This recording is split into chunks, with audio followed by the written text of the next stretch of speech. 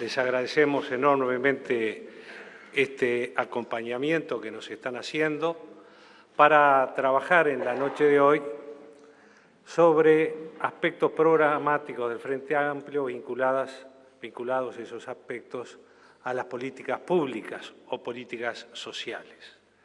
En la noche de hoy trataremos, entre otras, que fueron tratadas con anterioridad y algunas que seguramente trataremos en otros eventos, en otros encuentros, el tema de la salud, de la vivienda, del Sistema Nacional de Cuidados, de la convivencia ciudadana, convivencia pacífica y de la educación.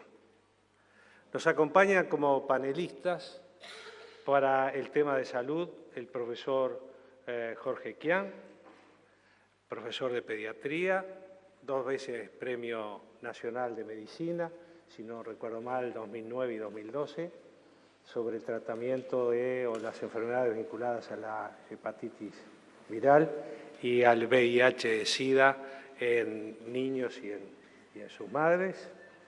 Nos acompaña también el señor Otegui, presidente de la Cámara de la Construcción, hablará en nombre de la Cámara.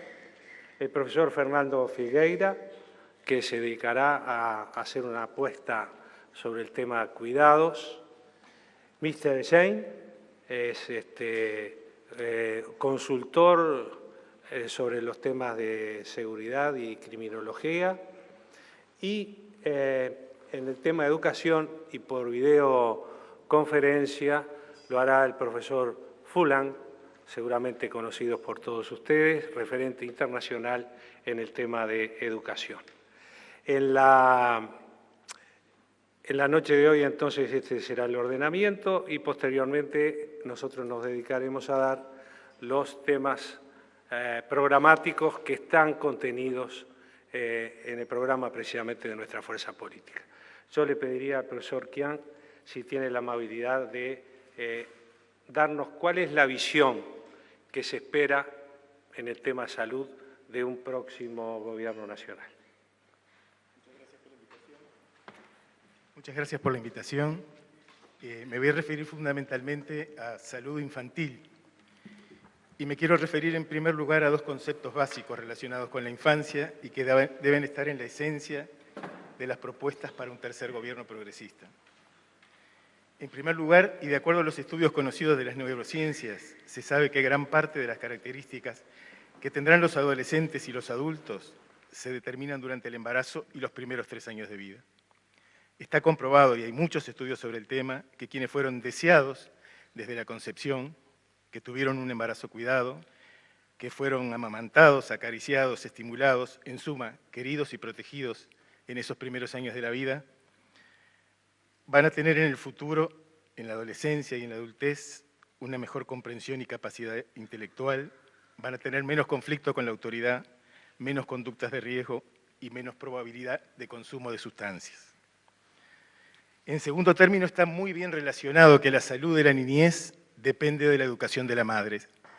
Cuanto más educadas las madres, más sanos son sus hijos. Quiero presentarles ahora algunos indicadores que nos dicen dónde debemos profundizar nuestra acción. En Uruguay, en el año 2003, nacieron 48.645 niños. Disculpen que lo esté leyendo, pero para dar las cifras exactas. De ellos, en el Hospital Pereira Rosell, nuestro hospital pediátrico de referencia, nacieron 7.729. Quiero enfocarme en esos 7.729 niños, de los que hay datos precisos y que constituyen 1 de cada 7 recién nacidos uruguayos. Con respecto al embarazo, el 29% de los mismos no fue controlado o fue mal controlado. Mal controlado significa menos de 5 controles. El 29% de las madres fueron adolescentes de entre 10 y 19 años. Y el 11,4% de los partos fueron nacimientos prematuros. El 41% de esas madres solo tenían enseñanza primaria como nivel educativo y solamente 1,2% tuvieron estudios de nivel terciario. Según datos aportados por las propias madres, En el primer trimestre del embarazo, que como todos sabemos es una etapa fundamental en la formación del embrión y del feto, el 40% de las embarazadas tuvo consumos de tabaco, alcohol y sustancias psicoactivas. Tengo también que ser sincero en las cifras que les doy. Estas cifras, que son alarmantes, han mejorado mucho en los últimos años. Por poner dos ejemplos, en el año 2009, el 6% de los embarazos no eran controlados. Es decir, que las madres llegaban al hospital a parir. Y estas cifras descendieron en el año 2013 al 4%. También la prematurez descendió entre esos años del 15 al 11%. Podemos y debemos actuar en esa población. ¿Por qué debemos actuar? Porque la desigualdad en el acceso a las oportunidades de desarrollo entre niños provenientes de orígenes socioeconómicos diversos reproduce intergeneracionalmente la desigualdad de origen. Existe un amplio consenso en que las políticas públicas deben buscar la equidad de oportunidades. ¿Y por qué podemos? Porque en la primera administración del Frente Amplio se desarrolló el concepto de Bienvenido a Uruguay, pasaporte a la vida, y esto se materializó fuertemente con Uruguay Crece Contigo en esta segunda administración, con una tarea muy importante, captando embarazadas y niños no controlados, y que seguramente son los que explican la mejora en las cifras que mencionaba del hospital. Se deben profundizar estas acciones de Uruguay Crece Contigo. En el año 2005, cuando se instaló el primer gobierno del Frente, la mortalidad infantil era del 11,95 por 1000, y en el año 2013 se redujo a 8,8. Todos conocemos la importancia de este índice como marcador de la calidad de vida de los países. Estas cifras se pueden descender aún más, pero no depende solo del área de la salud, como dijimos, depende de la educación, depende de las políticas sociales, del MIDES. Este descenso de la mortalidad infantil debe acompañarse de medidas que aseguren la calidad de vida de estos niños que sobreviven. En el primer gobierno de nuestra fuerza política se incorporó el régimen de pesquisas neonatales ampliadas, que con la extracción de una gota de sangre permite despistar más de 15 enfermedades que pueden afectar severamente la vida de los niños y que con medidas adecuadas pueden evitarse y mejorar el desarrollo futuro de esos niños. También se implementó la pesquisa de la hipoacusia neonatal, es decir, la posibilidad de hacer diagnóstico precoz de que el niño tiene un trastorno de la audición o una sordera. Quiero sobre esto transmitir a ustedes que si se pesquisa precozmente la hipoacusia en los primeros días de vida y tomando las medidas adecuadas, el niño va a tener un desarrollo normal. En cambio, si esto se hace tardíamente, como se hacía antes, puede tener profundas alteraciones en el desarrollo.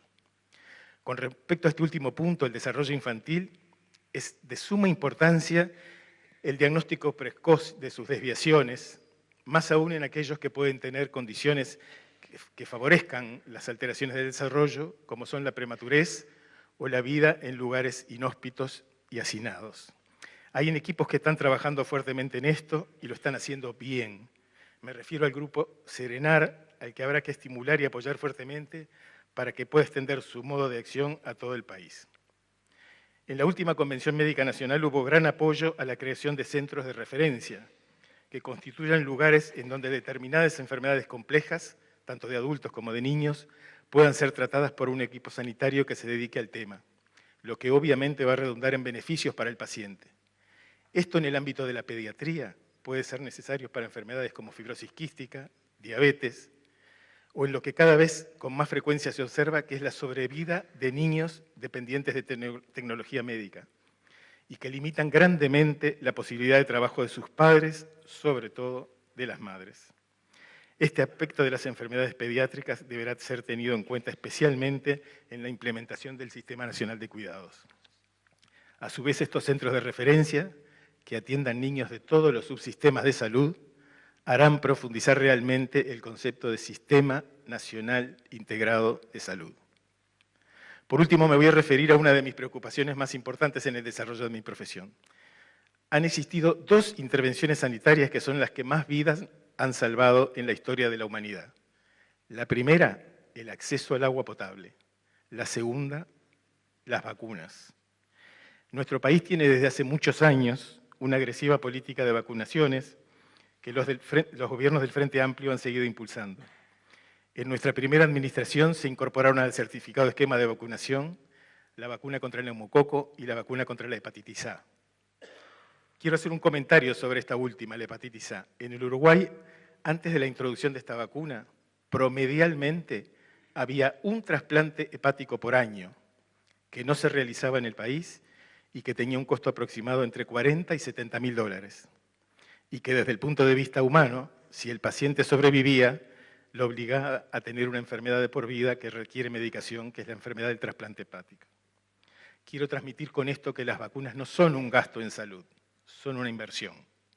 En esta segunda administración se incorporó la vacuna del papiloma humano y se modificó la vacuna de la polio de acuerdo a las recomendaciones de la Organización Mundial de la Salud. En la próxima administración creo que deberemos incorporar alguna vacuna más y modificar la forma de administrar algunas otras. Mucho se ha hecho en estos dos gobiernos del Frente Amplio, pero como dice Jaime Ross y lo canta el Canario Luna, queda mucho por hacer. Gracias.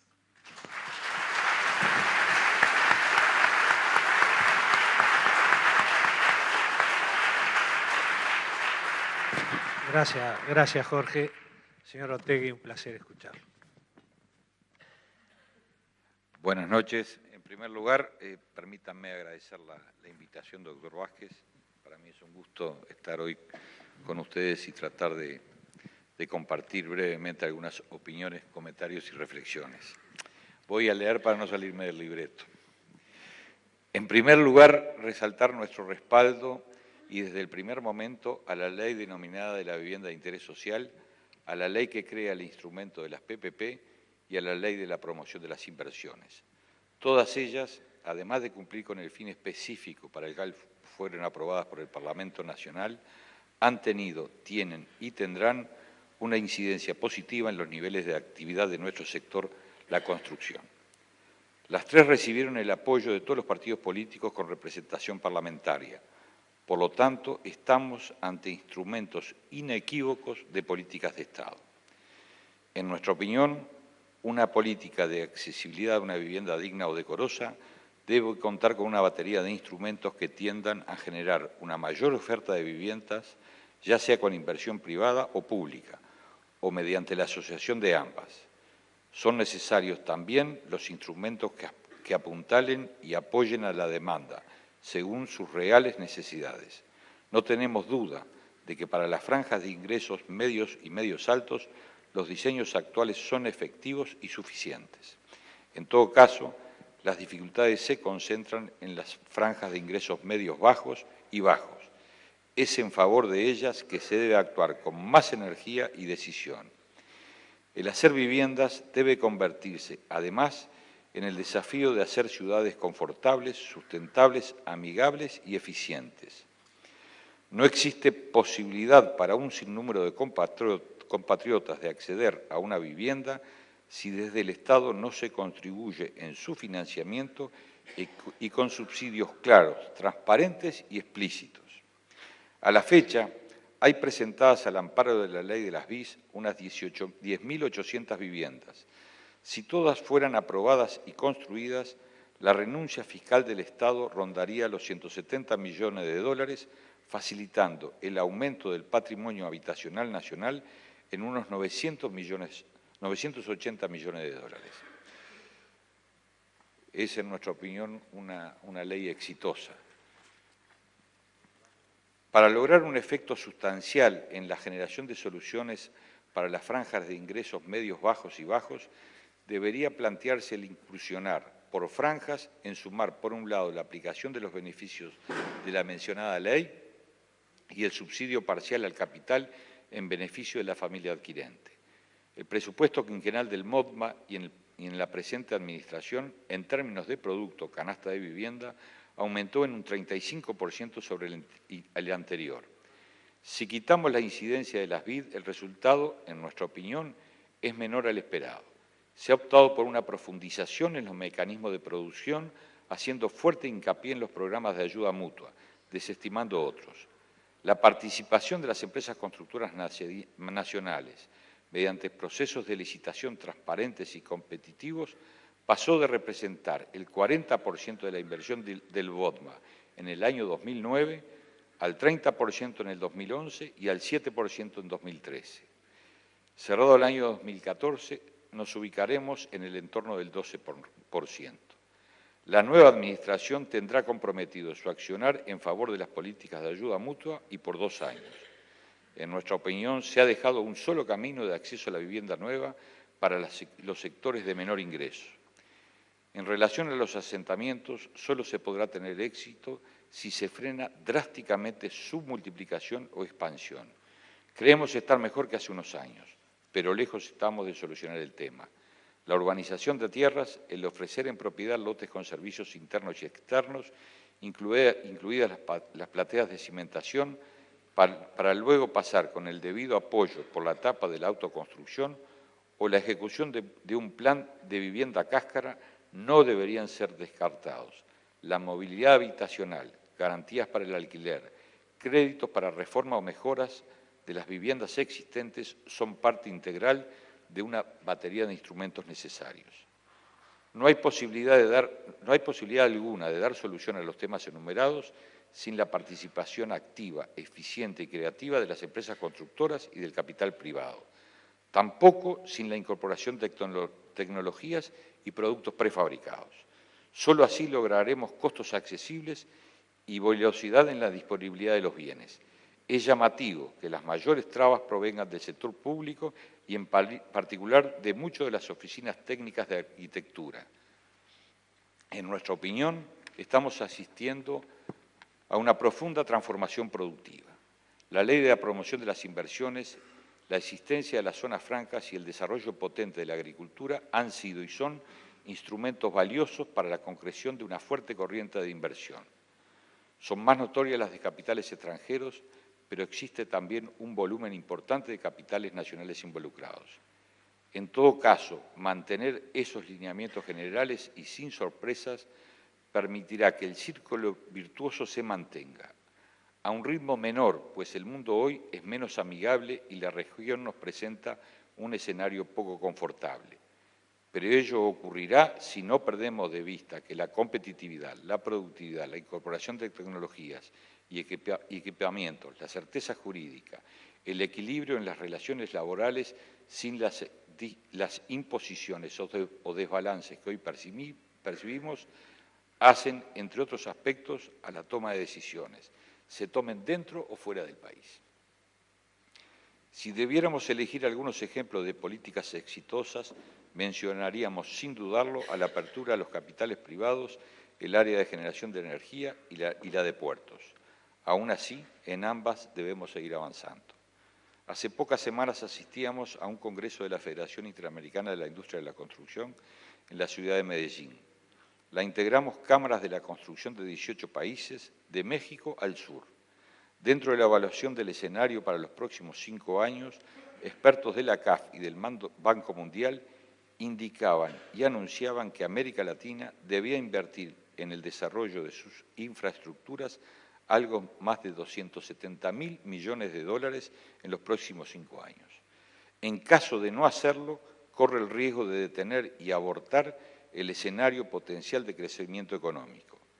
Ellos y nosotros llegamos a la conclusión que aquellos gobiernos que no perciban esto y, por lo tanto, no apalanquen políticas potentes para el desarrollo de sus infraestructuras, quedarán rezagados. Y sus conciudadanos, más temprano que tarde, deberán enfrentar consecuencias negativas. De la misma forma que mencionamos algunos ejemplos, aunque existen otros de políticas acertadas y de buenos frutos, nos permitimos llamar la atención sobre áreas que entendemos en que notamos rezago. En marzo del 2011, y frente a nuestra inquietud, requerimos los servicios profesionales de CPA Ferred para que desarrollaran 2 estudios técnicos de forma independiente. Uno se refería a la productividad sectorial y el otro a la inversión en mantenimiento de la vialidad nacional. Ambos estudios fueron presentados públicamente en octubre de ese año. En todo caso, y luego de la polémica natural, creemos que poco se ha avanzado. En nuestra opinión, la infraestructura vial está en un estado que no admite más dilaciones. La brecha entre lo realmente invertido en términos de producto, canasta vial, y lo necesario ha crecido en forma importante. La actualización y complementación de dichos estudios así lo indican. La brecha se ha duplicado. Por lo tanto, el esfuerzo a realizar es mayúsculo. Solo resaltaremos que a diciembre de 2013, con 250 millones de dólares, se generaba un volumen de producto canasta vial 17% inferior a igual cifra en el año 2000. Es necesario hacer un relevamiento cierto, pero urgente, del estado de las rutas, tomando en cuenta el tránsito actual y el futuro, diseñar y programar la ejecución de los proyectos ejecutivos, profundizar en la utilización de instrumentos financieros sumados a los recursos de un nuevo plan quinquenal, movilizar las disponibilidades que hoy exhiben las AFAP con las debidas garantías. Existe un empresariado nacional que ha trabajado y lo seguirá haciendo con el fin de contribuir al desarrollo colectivo.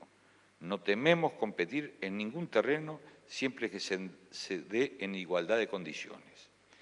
En el Congreso referido nos fue presentado un ranking de empresas constructoras a nivel global aportado por el Banco Mundial. Lo encabezan empresas chinas, siguen las españolas, las estadounidenses, las alemanas y las australianas. Ellos mencionaban un denominador común. Recibieron primero el apoyo para desarrollarse en sus países y luego las apoyaron y las apoyan en su internacionalización. Hoy existen varias de nuestras empresas trabajando en países diversos. De esto poco se conoce, pero han salido sin apoyo alguno. El ferrocarril, un puerto de aguas profundas, el desarrollo de la minería son, entre otros, parte de nuestras preocupaciones que oportunamente podremos abordar. Estamos acostumbrados a tener una mirada amplia e integradora de nuestro sector de actividad, la construcción. Hoy generamos empleo formal de forma directa e indirecta a más de 135.000 compatriotas. Nuestra contribución al PIB rondará el 8%. La inversión inmobiliaria en vivienda representa un 20%.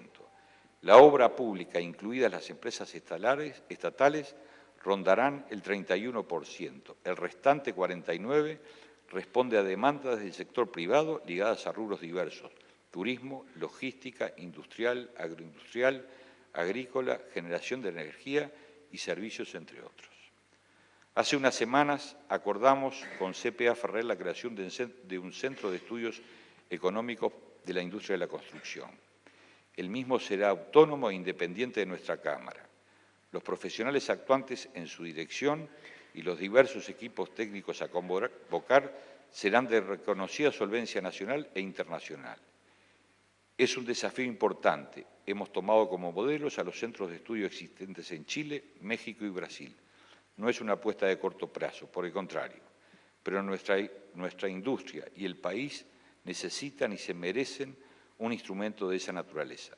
Estamos decididos a mantener el esfuerzo económico y garantizar su independencia técnica por el tiempo que sea necesario. La información y los estudios diversos que ya han comenzado serán de dominio público en su oportunidad. Debemos acostumbrarnos a estudiar y debatir sobre todo lo mencionado anteriormente, pero también sobre otras aristas no menos importantes: la infraestructura, la vivienda, la innovación e incorporación de tecnologías, las políticas energéticas y portuarias, el transporte, la logística, los costos, la productividad global y sectorial serán, entre otros, los capítulos a priorizar. Utilizaremos siempre el tono respetuoso, franco y dentro de un accionar leal que la institucionalidad del país se merece. También ese es nuestro compromiso. No hay mejor política social que un desempleo bajo, que un empleo alto y que un buen nivel de educación. Por supuesto que el Estado tiene que apalancar a la gente que está quedando a la vera del camino. Pero sin un país que se acostumbre a reclamarnos nuestras obligaciones y a transmitir a los ciudadanos que junto con los derechos también hay obligaciones, creo que estamos cometiendo un error. Muchas gracias a todos.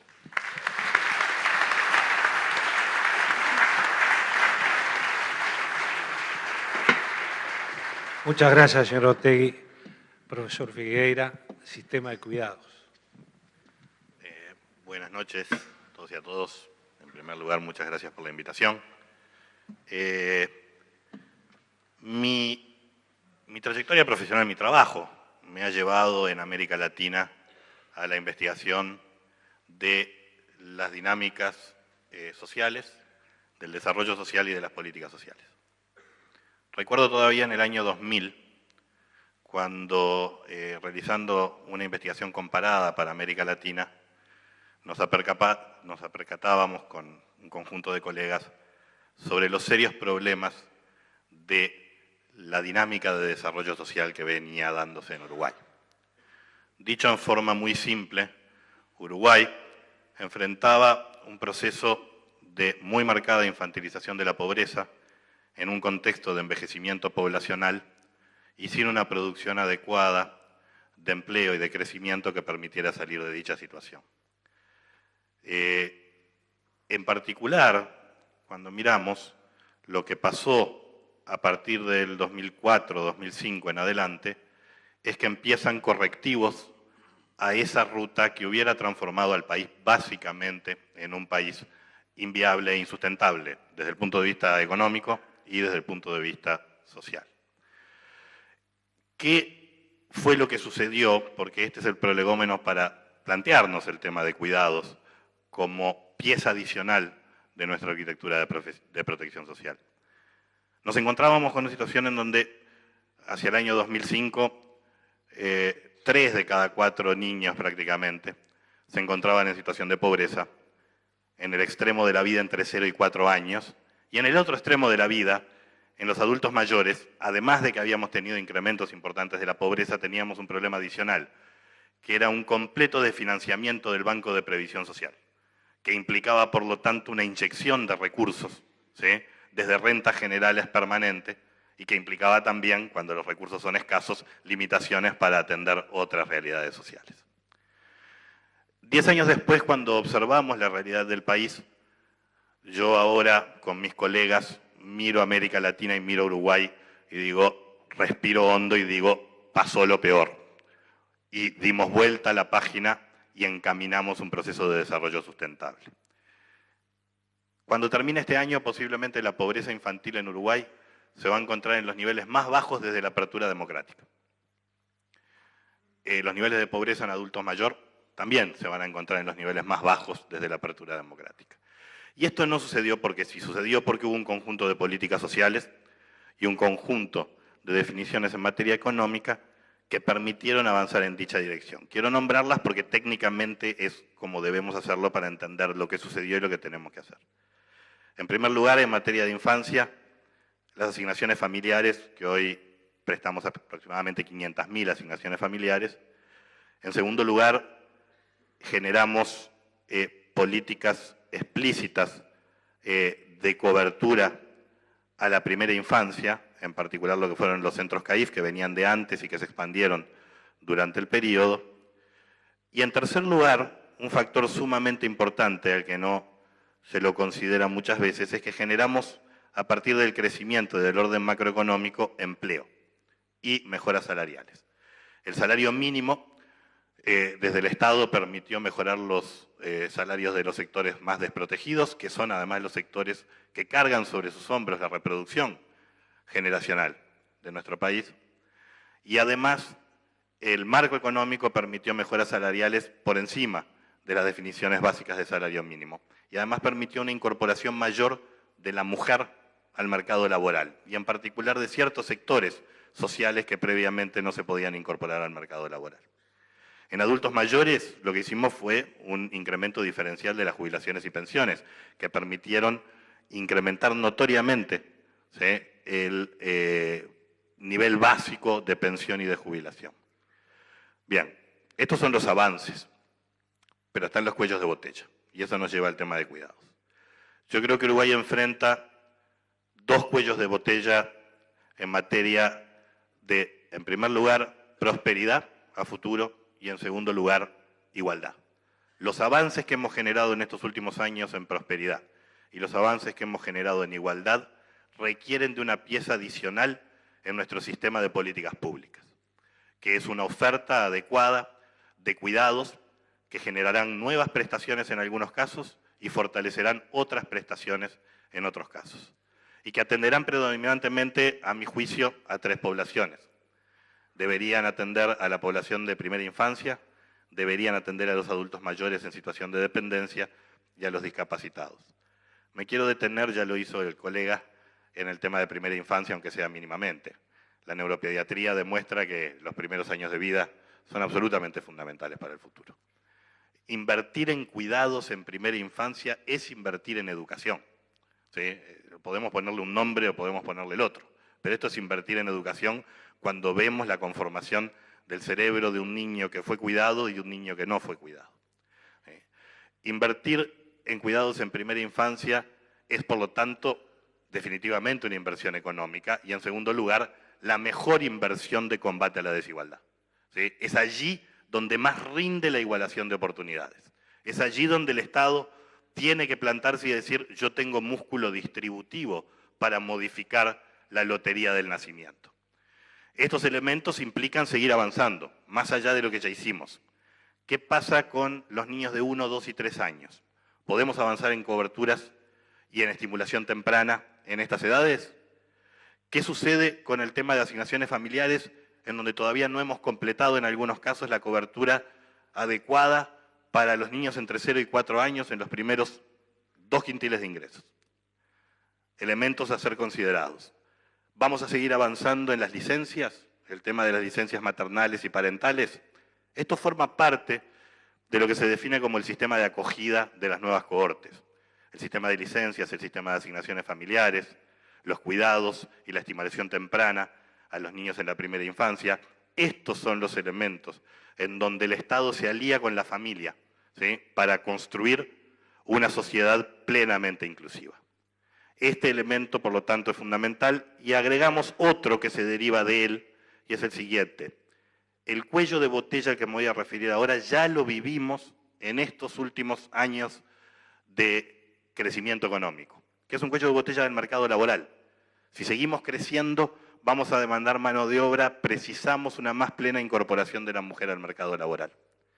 Las tasas de actividad y de empleo de las mujeres del primer y segundo quintil de ingresos son notoriamente más bajas que las de los sectores más pudientes.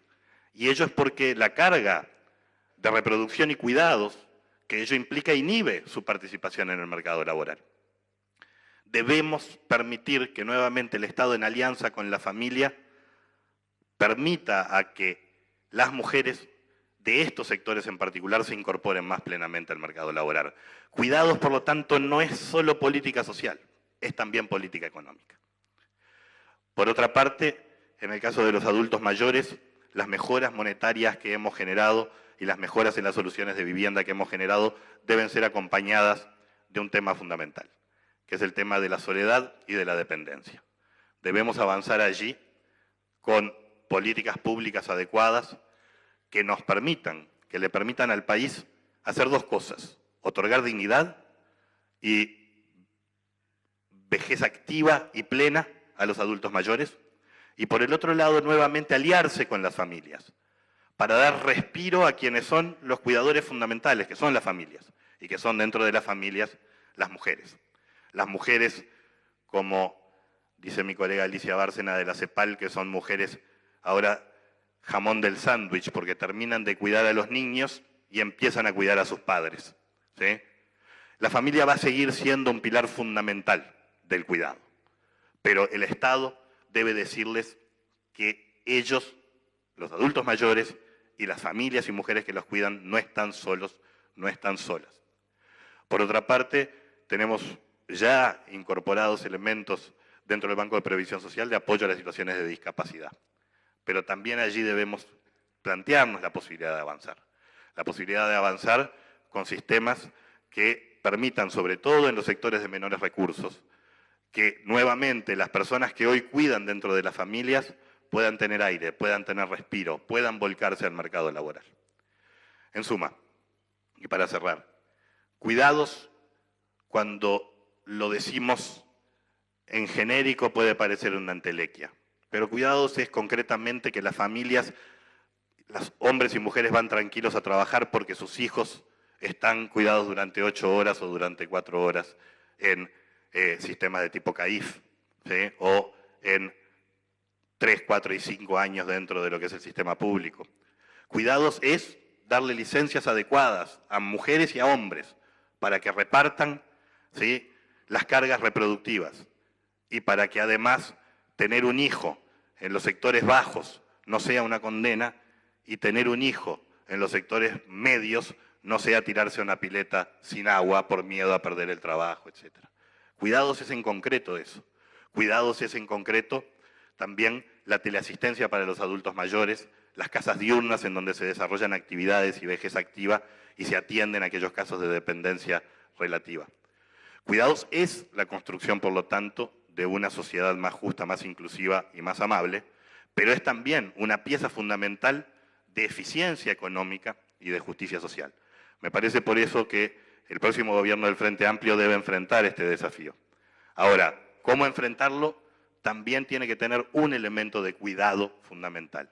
Y es que una parte muy importante de los logros sociales que mencioné al inicio se dieron porque mantuvimos una dirección macroeconómica y equilibrios fiscales adecuados. Los esfuerzos que vayamos a hacer en estos sistemas tienen que tener en cuenta que nuevamente, sin crecimiento, sin empleo, estos otros dispositivos tampoco solucionan el problema. Muchas gracias.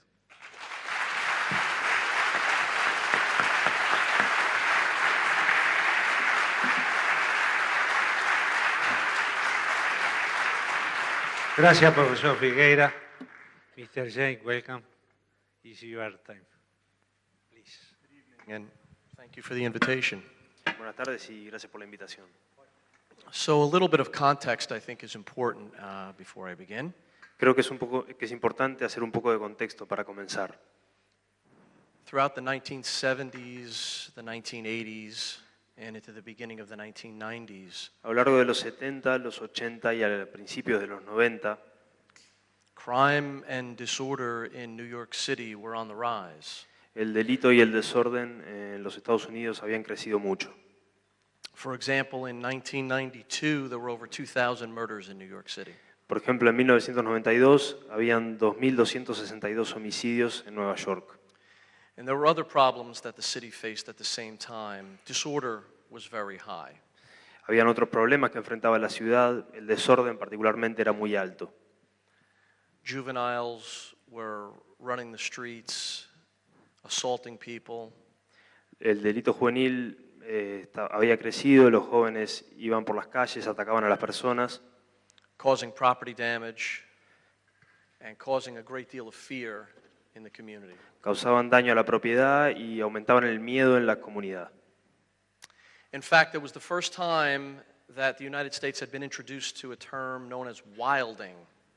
De hecho, fue la primera vez que en los Estados Unidos se introdujo el término salvajismo, This unrestrained behavior from juveniles that was causing a great deal of fear in the community. hacía referencia a este comportamiento de los jóvenes que causaba mucho miedo.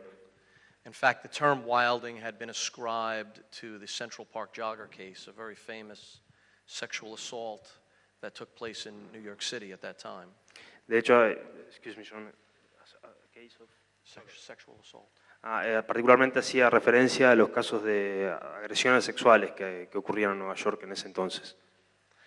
There was graffiti everywhere, especially on subway cars all throughout New York City. El grafite estaba por todas partes, particularmente se concentraba en las líneas de subte. There was a great deal of trash in the streets. Había mucha basura acumulada en las calles. Panhandlers were aggressively approaching people asking for money, particularly in the tourist area of Times Square, causing a great deal of fear. Las personas que limpiaban los vidrios en las esquinas de las calles causaban mucho miedo en la comunidad, particularmente en las zonas turísticas. And there were people washing car windows as drivers would come into a red light. They would stop, and these people would come up and wash their windows and expect to be paid. Bueno, estas personas en las luces rojas de los semáforos abordaban a los conductores y les pedían dinero. All of these disorder conditions began to raise the perception of fear in the city. Todas estas condiciones de desorden empezaron a aumentar la sensación de miedo en la ciudad. As disorder increases, fear often increases. A medida que el desorden crece, el miedo también crece. When fear increases, law-abiding citizens tend to withdraw from public space. Cuando el desorden crece, las personas que respetan la ley tienden a abandonar los espacios públicos. When law-abiding people withdraw from public space, there is a loss of social control. Cuando esto ocurre, hay una pérdida de control social. And when there is a loss of social control, there's a strong likelihood that crime and disorder will increase. Y cuando hay esta pérdida de control social, aumentan las posibilidades de que exista un crecimiento del crimen y del desorden. So that was the picture in 1994 when New York City began its turnaround. Esta es la imagen que había en 1994 cuando las cosas empezaron a cambiar en Nueva York. That turnaround began when Mayor Rudolph Giuliani was elected. Este cambio empezó cuando el alcalde Rudolph Giuliani fue elegido. And he appointed William Bratton as his police commissioner in the New York City Police Department. Y él designó al comisionado William Bratton como comisionado del Departamento de Policía de Nueva York. Commissioner Bratton inherited a police organization that was stagnant, stale, stagnant. El comisionado William Bratton heredó una policía que estaba en malas condiciones. The New York City Police Department was not structured to fight crime. No estaba estructurada para luchar contra el delito. They were largely reactive instead of proactive. Eran más bien reactiva que proactiva. The commanding officers were very protective over their individual divisions and did not share information. Los encargados de las unidades eran muy celosos de sus propias unidades y no de compartir esfuerzos. There was no central data collection. Data was scattered throughout the police department. Los datos no se recogían de forma centralizada, sino que estaban dispersos por todo el departamento. And of the data that was collected, not everybody could access that data. Y de los datos que existían, no todo el mundo podía acceder a ellos. But Bill Bratton and Mayor Giuliani began a turnaround at that point in time. Pero William Bratton y Rudolph Giuliani comenzaron un cambio muy importante por ese entonces. One of the first things that happened was that the police commissioner said, we are going to collect data in a central location. Una de las primeras cosas que hicieron fue decidir que los datos se iban a recoger de forma centralizada. And we're going to make it accessible to everyone so they can make decisions. Y los iban a poner a disposición de todo el mundo para que se pudieran tomar decisiones. Eventually, that same data was made available to the community and it was placed on the internet. Además, estos datos estaban a disposición de la comunidad y estaban disponibles en Internet. That data was also used to hold police officers accountable. Esos datos también se utilizaban para implementar mecanismos de rendición de cuentas con la policía. That was something that had not been done from the 1960s, 1970s, 1980s. Eso es algo que no se había hecho ni en los 60, ni en los 70, ni en los 80. The second thing that Commissioner Bratton did was reorganize the police department. La segunda cosa que hizo el comisionado Bratton fue reorganizar el departamento de policía To be more proactive instead of reactive. para ser más proactivo en lugar de reactivo. And the final thing that he did was engage university professors. Otra cosa que hizo fue comprometer a profesores de las universidades. And one of the important things that emerged from that university partnership was a concept known as broken windows. Y una de las cosas que surgieron de esa colaboración con las universidades fue el concepto de la teoría de las ventanas rotas. And this idea of broken windows is a metaphor. Esta idea de las ventanas rotas es una metáfora. It is a metaphor that suggests if a window is broken in a building or an abandoned house, Que sugiere que si hay una ventana rota en una casa abandonada o en un edificio and it is not repaired, y no se repara, soon thereafter all of the windows will be broken tarde o temprano todas las ventanas van a estar rotas, because it sends the signal that no one cares porque eso envía la señal de que nadie se ocupa de esa ventana and the area cannot be governed. y el área no puede ser gobernada. I set this context before I speak about the Uruguayan experience because what I've seen thus far suggests that Uruguay is following the New York City path, and they're taking some very important strides toward reforming the police department in Montevideo. Similar. Planteo este contexto porque, por lo que he visto, el Uruguay está siguiendo este proceso en la policía Similar to what New York City has done. de forma similar a lo que se ha hecho en Nueva York. Last year, New York City had its lowest number of murders since the Beatles came to the United States. El último año Nueva York tuvo el índice más bajo de homicidios desde que los Beatles llegaron a Estados Unidos. There are a couple things that are underway with the Uruguay National Police that are extremely important. Hay algunas cosas que están ocurriendo en la Policía Nacional de Uruguay que son extremadamente importantes. The first is that the police in Montevideo have been restructured. La primera es que se reestructuró la jefatura de policía de Montevideo. There has been a focus on criminal investigations, Existe ahora un foco en la investigación criminal and there's been a focus on 4 separate patrol areas where accountability has been attached. y hay un foco también en 4 zonas geográficas de patrullaje donde se implementan mecanismos de rendición de cuentas. The second thing that has taken place is that we've had a partnership with the Uruguay National Police and John Jay College of Criminal Justice in New York City. Otra cosa que está ocurriendo es que ahora tenemos una alianza entre el Ministerio del Interior, la Policía Nacional, con el John Jay College of Criminal Justice de Nueva York. And that partnership has led to the investment in the police detectives who are conducting criminal investigations. Esta alianza ha permitido invertir en que los investigadores policiales puedan realizar investigación criminal.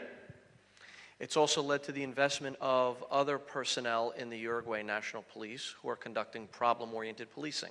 También ha llevado a que otra parte del personal de la Policía Nacional de Uruguay pueda desarrollar la estrategia conocida como policiamiento orientado a problemas. And lastly, there has been a tremendous emphasis on improving the quality of crime analysis using data. Y además ha existido un fuerte énfasis en mejorar las capacidades de análisis criminal utilizando datos. And improving the management processes in the Uruguay National Police through a process known as COMSTAT.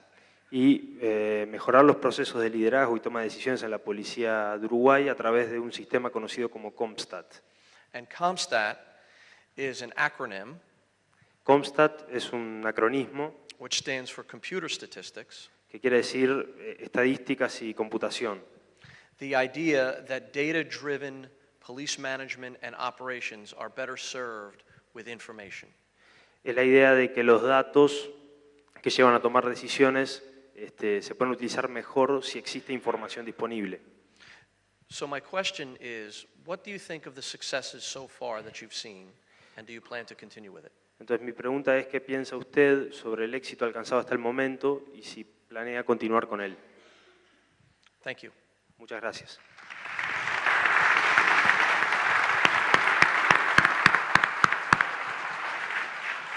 Bien. Thank you, Mr. Shane. Y ahora vamos a ver un video del profesor Fulan sobre el tema educación.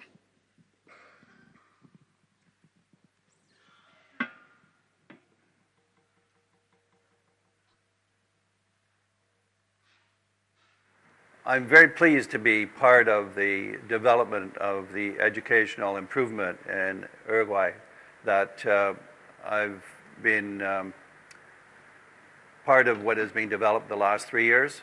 And now I think the country is reaching the stage because of the pieces that have been put into place to really make a major development in the immediate future, 2015, let's say. And for that to work, I think there needs to be a national priority for education, with the priority being that education be a very important part of the next development, and that I think it has to have at least 4 things: a national framework, and within the national framework, goals. We could say a small number of ambitious goals that are specific and measurable, centering around student learning, student achievement. So small number of goals. It has to also involve the development of teachers, in pedagogy and teachers, and working with other teachers and having the best pedagogy, which is how to engage students.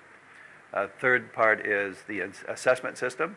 So the assessment of student learning, that infrastructure has been developing for the last 10 years, so it's quite ready.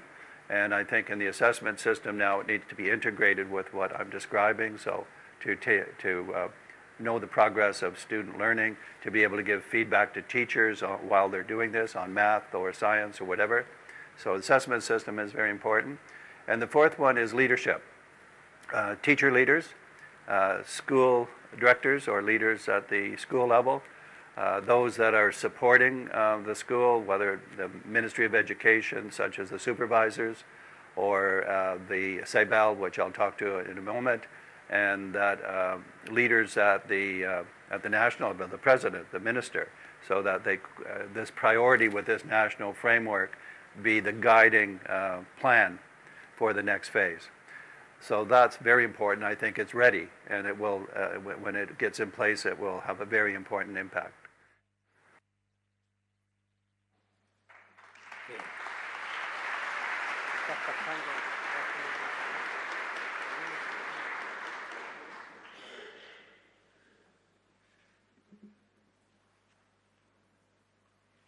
Bien.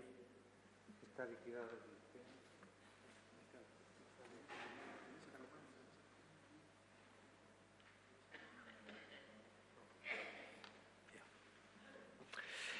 Bien, a efectos de presentar con más detalles a quienes nos han acompañado, debo decir que el profesor Fernando Filgueira es licenciado en Sociología por la Universidad de la República de Uruguay, es doctor en Sociología por la Northwestern University de los Estados Unidos, docente en la Universidad de la República y en la Universidad Católica del Uruguay, consultor para CEPAL y el Banco Mundial, y cuenta con varios trabajos publicados en la materia.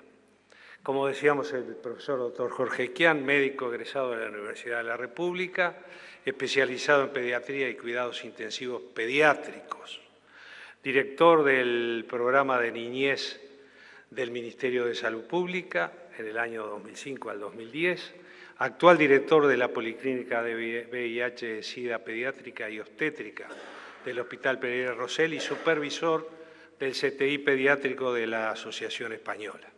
2 veces Premio Nacional de Medicina por sus investigaciones sobre hepatitis A en Uruguay en el año 2009 y transmisión materno-infantil de VIH-Sida en el año 2012. El señor José Ignacio Otegui es empresario vinculado al sector de la construcción e inmobiliario desde 1975, presidente de la Cámara de Construcción del Uruguay y preside el capítulo uruguayo de la Comisión Empresarial Binacional Argentina-Uruguaya. Y el señor John Shane es doctor en Derecho, egresado de la Ruster University en New Jersey, Estados Unidos, con posgrados en Ciencias Policiales y Justicia Criminal. En el año 2011 obtuvo el premio anual de la Sociedad Americana de Criminología, es profesor invitado en instituciones académicas de su país, de Canadá, Jamaica y Uruguay. Y por videoconferencia que ustedes vieron, el señor Lawrence Sherman, esto lo vamos a ver posteriormente, y el profesor Fulan, referente a nivel internacional en el tema de educación. Bien, y ahora, queridas amigas y amigos, me toca poner en conocimiento de ustedes algunos aspectos vinculados al programa y referido fundamentalmente a los temas que acabamos de dar. Quiero agradecer la participación de todos ellos en esta jornada en la noche de hoy.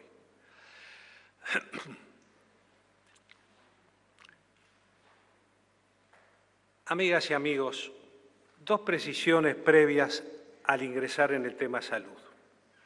La Organización Mundial de la Salud define a esta como el estado completo de bienestar físico, no solo físico, sino también mental y social, en cuanto a que constituye además un derecho humano.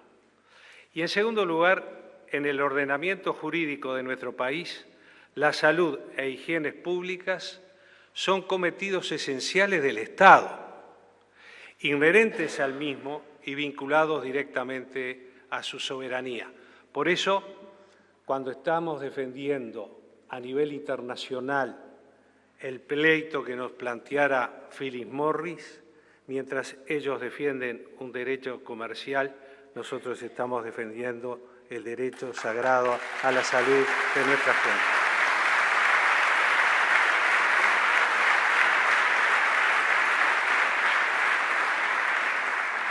Los cambios estructurales que el Frente inició en su primer periodo de gobierno nacional continúan en el actual y continuará en el próximo, porque las reformas estructurales requieren tiempo, y una de ellas es el Sistema Nacional Integrado de Salud. En su breve trayectoria, este sistema ya ha generado cambios paradigmáticos, y voy a referirme a algunos logros. En primer lugar, el Ministerio de Salud Pública ejerce su función de rectoría. Existían solo 5 inspectores y hoy existen más de 100 que hacen cumplir estrictamente las ordenanzas del Ministerio de Salud Pública. En segundo lugar, desde el año 2005 no hay instituciones de asistencia médica colectiva cerradas. En tercer lugar, hubo un aumento de la cobertura formal que pasó de 690.000 personas, es decir, el 21% de la población del país, a 2.307.000 personas, el 69% de la población. Se construyeron en este tiempo, a manera de referencia, el Centro Uruguayo de Imagenología Molecular, el CUDIN, el Instituto Nacional del Cáncer y el Centro Oftalmológico José Martí, que lleva 50.000 operaciones oculares gratuitas.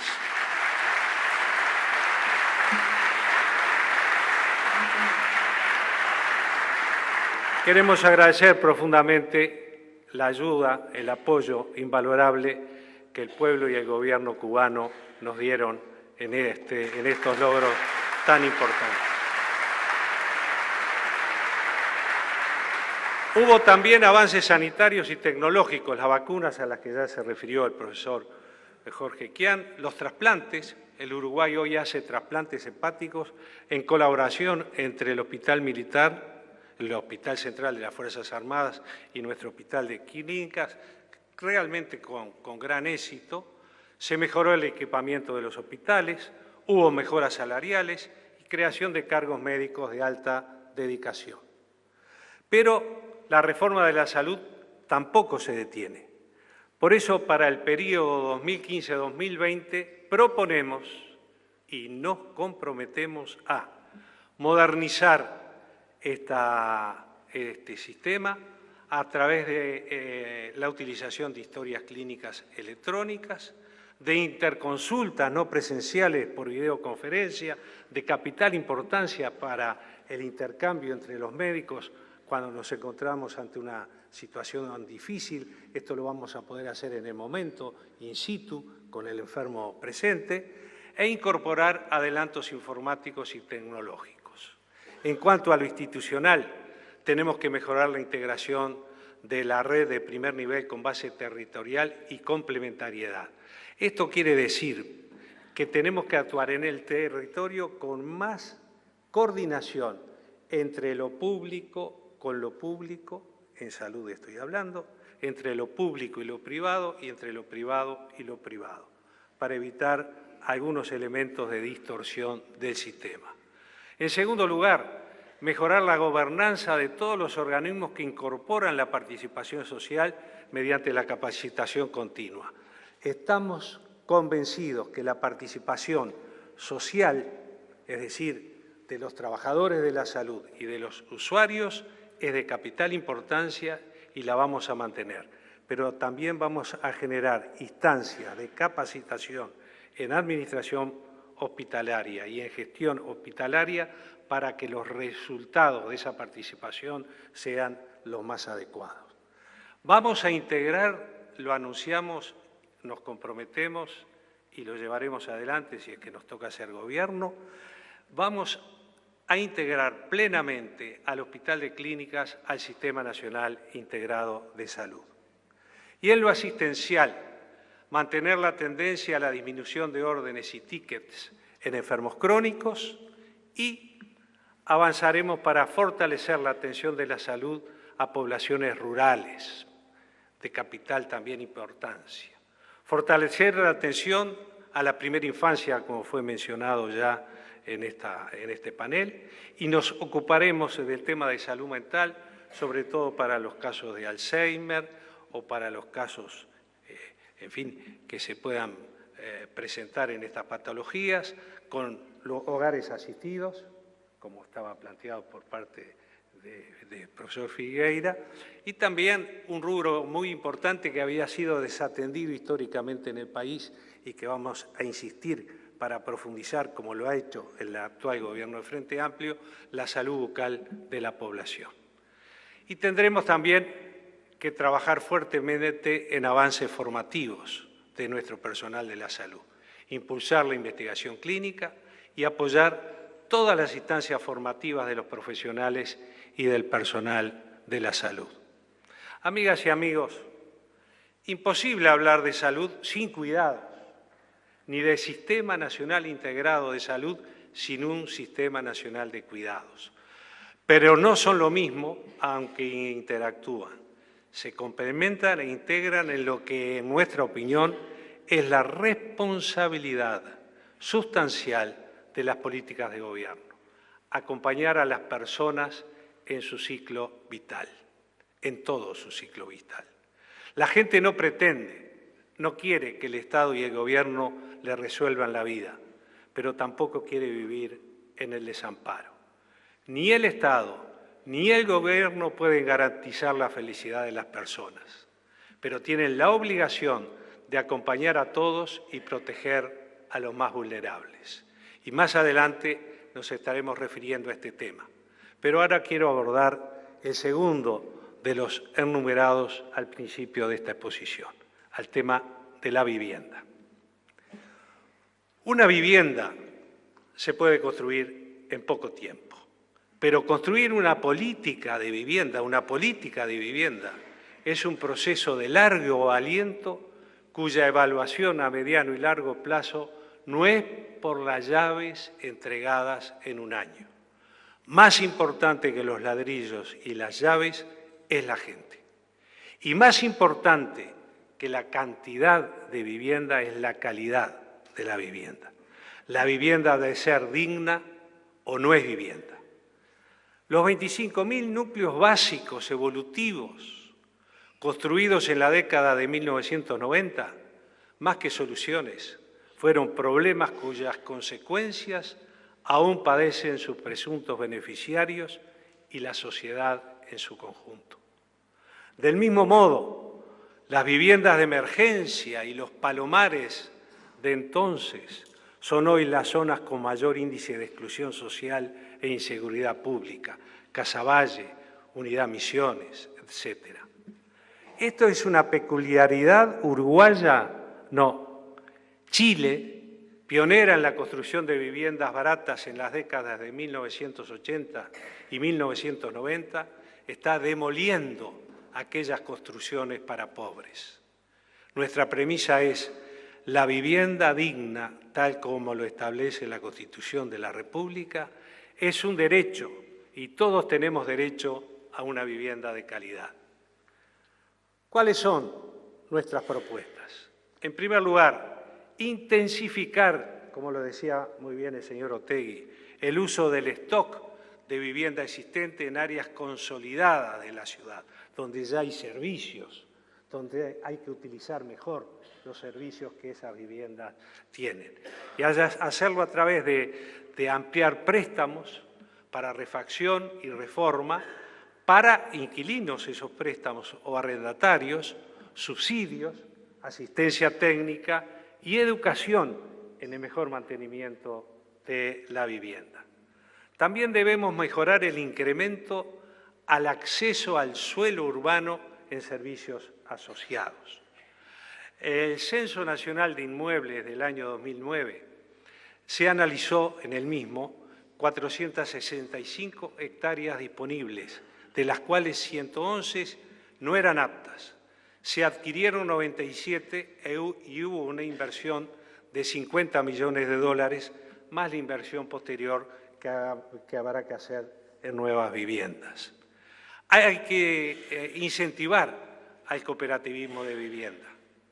Hoy en el país hay 4.200 núcleos familiares en obras, el 60% de ellas en el interior del país. Hay que trabajar también en la infraestructura de saneamiento, señor Otegi, nos parece a nosotros. Muchas veces no se avanza en las viviendas de cooperativas en el interior porque no tienen las autorizaciones correspondientes, ya que no cuentan con un sistema de saneamiento adecuado. Pero hay más que varios sistemas de saneamiento alternativos que pondremos en marcha para facilitar el avance de las viviendas cooperativas. Y también tiene que haber financiamiento por parte de los gobiernos departamentales a través del Fondo de Desarrollo del Interior establecido en los artículos 297 y 298 de la Constitución de la República. Hay que ampliar, y lo haremos, los programas de vivienda para incrementar cobertura, sobre todo a familias jóvenes con capacidad de pago, pero no de ahorro, a través de préstamos que puedan realmente cumplir después con las obligaciones estas familias jóvenes. También para parejas o personas mayores de 65 años con pequeña o mediana capacidad de pago. Por ejemplo, jubilados y pensionistas con ingresos mayores a 8.700 pesos. Alquiler social, alquiler con opción a compra o leasing inmobiliario, y se necesita para esto, sobre todo para el leasing inmobiliario, un nuevo marco jurídico y acuerdo con agentes privados inmobiliarios. La idea es trabajar en conjunto, el Estado con la actividad privada, para llevar adelante un gran plan nacional estratégico sobre vivienda. Pero existen también situaciones de extrema vulneración de derechos. Es el núcleo duro de la pobreza. Aquí ya hay programas prioritarios que estaremos estimulando. Por ejemplo, Uruguay Crece Contigo, políticas de cercanías, como se decía recién, para lograr también una convivencia pacífica, una convivencia adecuada, para ganar esos espacios públicos para la convivencia ciudadana. Seguir trabajando en el programa Jóvenes en Red, mejoramiento de barrios, plan de relocalizaciones, como el Plan Juntos, un plan estupendo que apoyaremos enormemente desde el tercer gobierno del Frente Amplio, y la generación y la ampliación de un banco de materiales. Todos estos instrumentos tienen que estar integrados en el Ministerio de Vivienda. Lograr acciones de unificación e interacciones de mayor cobertura para la reubicación o realojamiento de las familias. Descentralizar recursos en trabajo conjunto con los gobiernos departamentales, con todos los gobiernos departamentales. Avanzar en el plan de garantías de alquiler y llegar entonces con todos estos elementos gradualmente, por supuesto, a superar las instancias más difíciles que tenemos en el país en el tema de vivienda. Quiero referirme ahora al tercer punto, Sistema Nacional Integrado de Cuidados. Es un modelo solidario de cuidados, con corresponsabilidad. Amigas y amigos, a veces las novedades se conocen poco, se exageran o se minimizan, se distorsionan, crean confusión, etc. Hablemos entonces de esta novedad que es el Sistema Nacional Integrado de Salud. Y comencemos por lo elemental. ¿Qué es un Sistema Nacional Integrado de Cuidados, debí decir? Es la mejor respuesta, desde nuestro modesto punto de vista, de política pública para apoyar a todas las familias en la armonización de los tiempos dedicados a trabajar, estudiar o recrearse con las necesarias tareas de cuidado que le brindan a sus niños y niñas, a los más pequeños, y a sus familiares adultos mayores o discapacitados que no pueden valerse por sí mismos. Comprende principalmente a un conjunto articulado de nuevas prestaciones y/o consolidación y expansión de servicios ya existentes, como se mencionó previamente en esta reunión. Pero también abarca necesariamente a la regulación y el seguimiento técnico para garantizar la adecuada calidad y oportunidad en las prestaciones brindadas, así como en la formación, calificación y atención de las personas que se emplean en esas tareas de cuidados. En conjunto, los servicios, la regulación y la formación apuntarán a promover la corresponsabilidad entre el Estado, entre el mercado y la comunidad, así como entre hombres y mujeres. ¿Y a quiénes beneficia? Beneficia directamente a todas las familias que tienen niños y niñas pequeños, desde su gestación hasta los 3 años inclusive, a personas o familias con integrantes que no pueden valerse por sí mismos, son dependientes, sean adultos o mayores, y/o a personas con discapacidad y a quienes trabajan de forma remunerada o no en la tarea de cuidados. ¿En cuánto tiempo se implementa un sistema de estas características? Como transformación estructural, trabajaremos con un horizonte de 10 años para alcanzar una nueva política universal. Pero este proceso tendrá una primera etapa de 5 años en las que se implementarán buenas partes de las acciones previstas que se sumarán a las que el actual gobierno y el anterior estaban llevando adelante. ¿Y cuánto cuesta? Porque lo primero que se nos pregunta, ¿y esto cuánto cuesta? En el próximo quinquenio, los costos irán creciendo año a año de forma gradual, en función del despliegue de las nuevas prestaciones y/o consolidación y expansión de servicios existentes. En ese periodo, el promedio de costos anuales, señor Ministro de Economía, aquí presente, anuales estimados para el sistema es el equivalente a lo que el país recauda a través del IAS, el Impuesto de Asistencia a la Seguridad Social, o sea, el impuesto a las jubilaciones y pensiones más altas. Y a partir del año 2020, cuando las acciones previstas estén plenamente operativas, el gasto anual rondará aproximadamente los 240 millones de dólares al año. Yo sé que no es poco dinero, pero más caro que tener un sistema de cuidado es no tenerlo. Tenerlo impacta positivamente en el futuro desempeño escolar de niñas y niños. Contribuye a que las mujeres puedan insertarse en el mercado de trabajo en mejores condiciones. Impacta positivamente en reducir el ausentismo laboral y en promover la productividad y mitiga los costos que por ausencia de un sistema de cuidados absorbe el sistema de salud. Y tendrá costos para las personas. El sistema se financiará con base a un esquema de subsidios, totales o parciales, a las familias para el pago de los servicios de cuidado.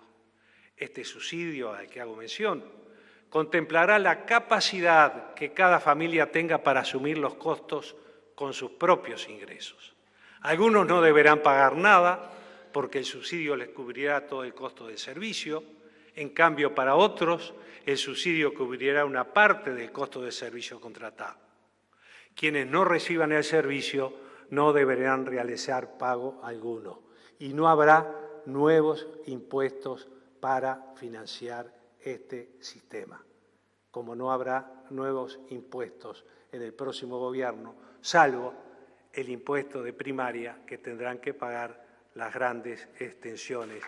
Gracias, señor.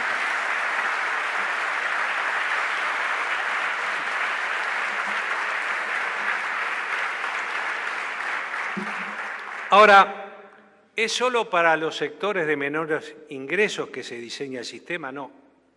El sistema está concebido para mejorar las condiciones de atención a la población que no puede valerse por sí misma, sea en forma definitiva, como es el caso de las personas de edad avanzada, o las discapacidades más severas, o los niños y niñas más pequeños, acompañándoles en su desarrollo adecuado. Todos ellos, independientemente de su situación económica, están comprendidos en el sistema. ¿Quién dirige el sistema de cuidados? El sistema de cuidados no generará más burocracia.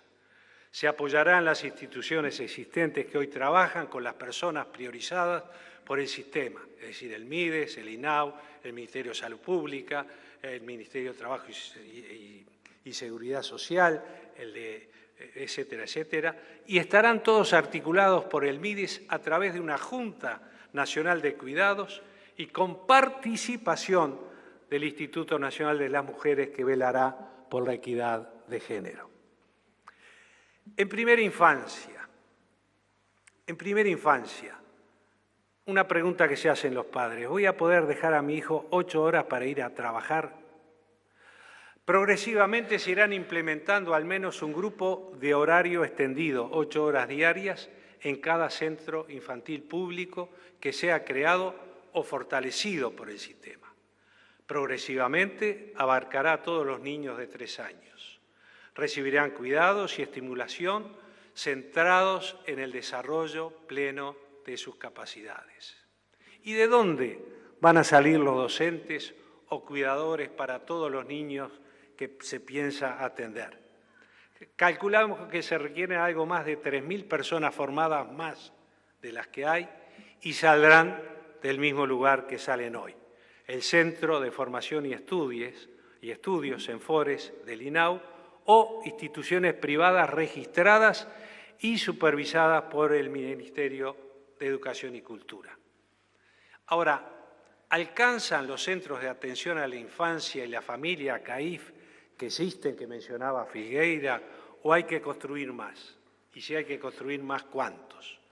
Será necesario crear unos 300 centros infantiles más para alcanzar las metas previstas en 2 años y los grupos de horario extendido. La ampliación se realizará atendiendo las realidades de cada barrio o localidad, procurando siempre potenciar las capacidades existentes en cada comunidad. No todos son centros educativos nuevos. En centros existentes se realizarán mejoras y ampliaciones en los primeros años de gestión. El avance será gradual. En el caso de los más pequeños, la extensión de licencias y medio horario para que sus padres puedan dedicar parte de su tiempo al cuidado ya está en marcha y se potenciará en los próximos años. Hablemos entonces ahora de discapacidad.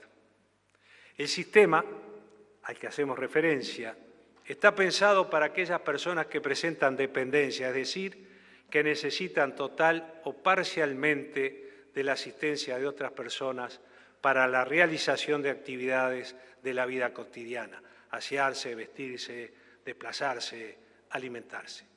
Si son dependientes severos, inicialmente se proveerán 20 horas semanales de cuidados domiciliarios, mientras que si son dependientes moderados, tendrán servicios de teleasistencia las 24 horas del día y la tendrán gratuitamente. ¿Hay cuidadores para todo esto? Se requerirán en este caso algo más de 2.300 cuidadores más. Muchas personas ya tienen formación y deberán acreditarla y eventualmente completarla para realizar esta tarea. Los cuidadores que falten se formarán de manera paulatina, principalmente en la UTU o a través de los centros privados registrados y supervisados por el Ministerio de Educación y Cultura en base a una currícula única. Y en cuanto a las personas adultas mayores, ¿este sistema es para todas las personas adultas mayores? No. Es para aquellas personas que presentan dependencia severa o moderada y que viven solas o acompañadas de otra persona. Además, Todas las personas mayores que vivan en residencias y hogares de larga estadía se verán beneficiadas de una mejor regulación y una estricta supervisión que asegure a sus familias los derechos y la calidad del servicio para sus seres queridos. ¿Los van a cuidar todo el día? ¿Cuántas horas? En esta primera etapa, si son dependientes severos, 15 horas semanales de cuidados domiciliarios y el servicio de teleasistencia gratuita si lo solicitan. Si son dependientes moderados que viven solos y tienen más de 65 años, o viven con otra persona y tienen más de 75 años, tendrán, si lo solicitan, servicio de teleasistencia gratuito las 24 horas del día. Aquí es donde se fundamenta lo que establecimos de dar una tablet a los jubilados y a los pensionistas para que tengan los cuidados adecuados.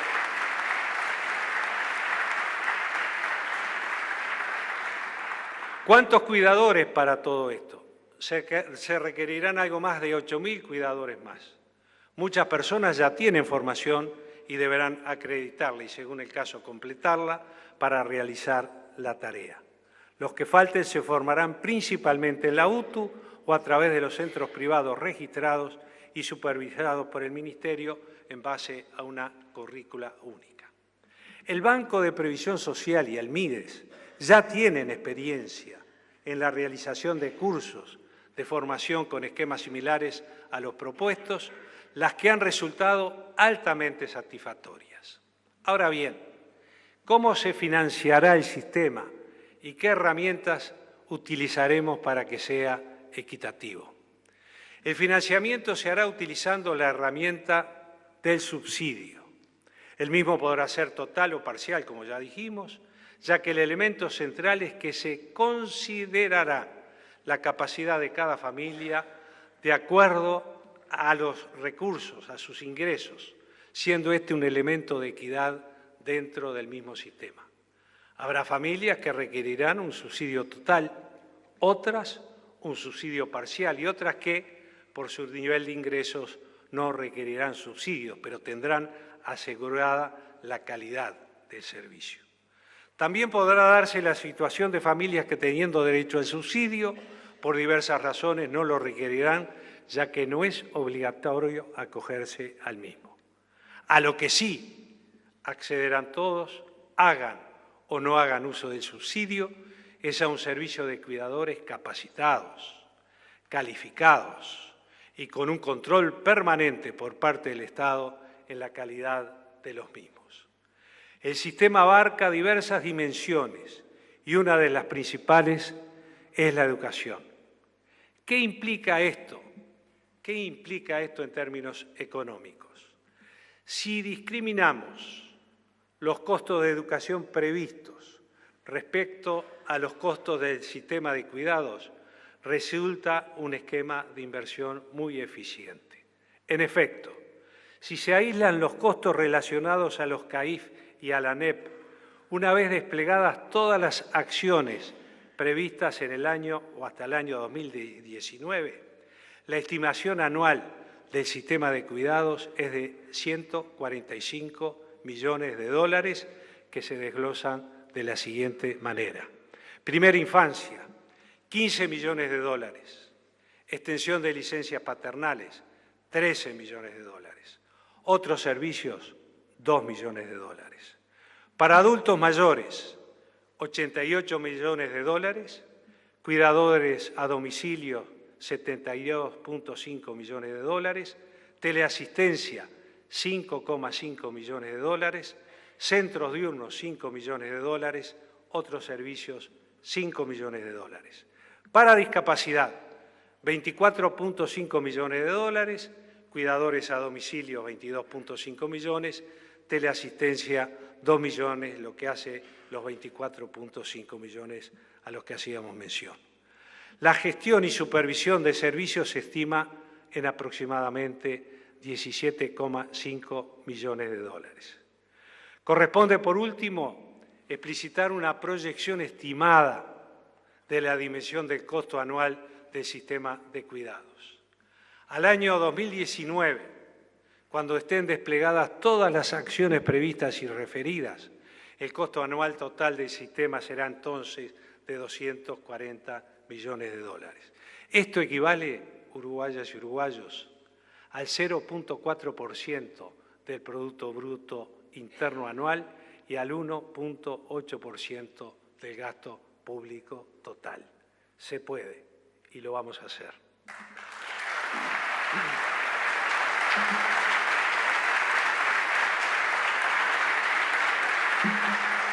Amigas y amigos, la reseña no fue muy breve, pero ahora creo necesario hacerla. Al fin y al cabo, una política de gobierno de tal magnitud no cabe en un Twitter ni en un jingle.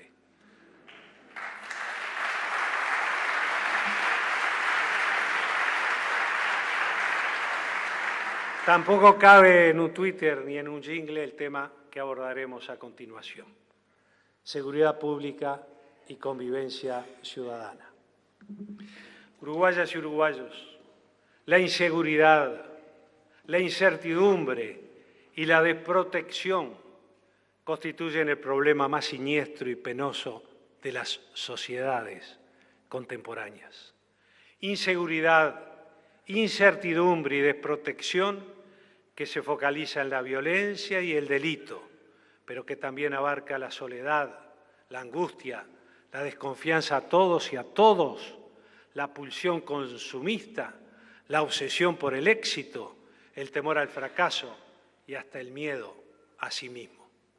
Ante esta realidad, la expresión seguridad pública y convivencia ciudadana no es antojadiza ni casual. En el país que deseamos y estamos construyendo, la gente está primero, pero no puede ni debe estar sola. Asimismo, una sociedad en la que todos desconfían de todos es una casa inhabitable. Ahora bien, la ciudadanía, como ustedes saben, es un sistema de derechos y responsabilidades, y la convivencia ciudadana tiene sus condiciones y normas, entre ellas la seguridad pública como generador de la confianza indispensable para la convivencia. Entonces, seguridad pública, sí, cómo no, toda la que sea necesaria y posible, pero como componente de convivencia y ciudadanía y Estado democrático de la sociedad, que son factores fundamentales para el desarrollo de la misma.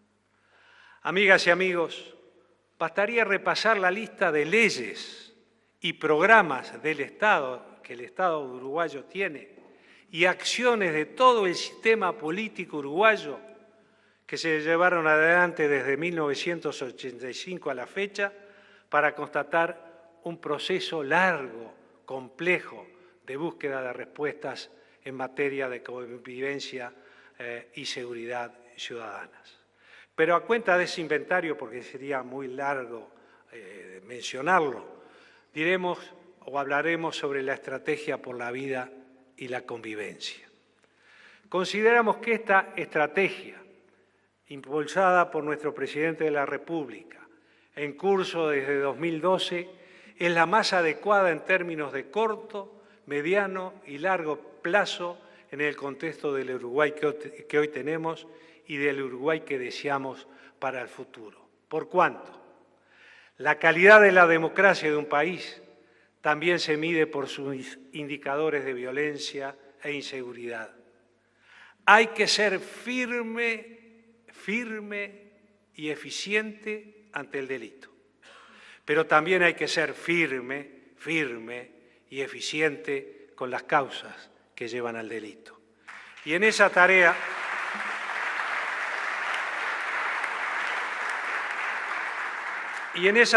todos, sin excepción, debemos asumir las responsabilidades que nos corresponden. Desde esa perspectiva, menciono 5 logros registrados desde 2005 a la fecha. Primero, aumento de cargos policiales, cobertura de vacantes y nuevos planes de formación y de capacitación policial.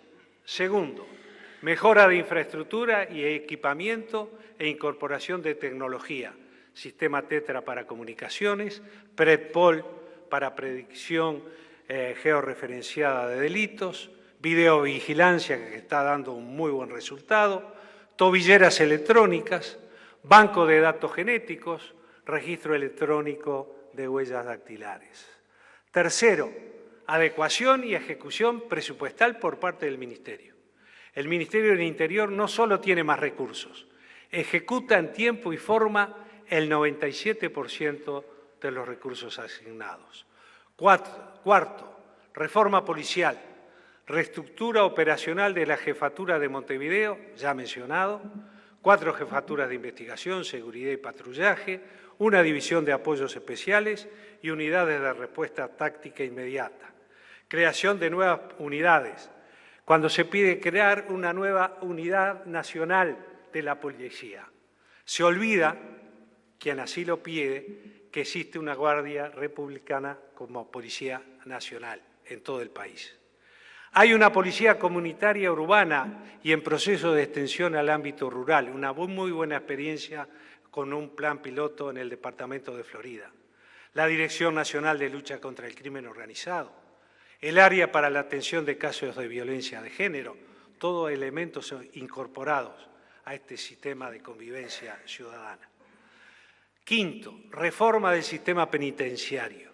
Se creó el Instituto de Rehabilitación, que tal como le indica su nombre, se centra en la rehabilitación de las personas privadas de libertad y en la mejora de calidad de vida de los internos.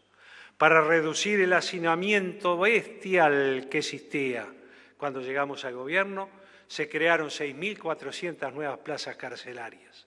Asimismo, se crearon 1.129 cargos civiles, algunos de ellos para tareas profesionales y técnicas, y otros de operadores penitenciarios, una figura civil que se encarga del acompañamiento de los internos.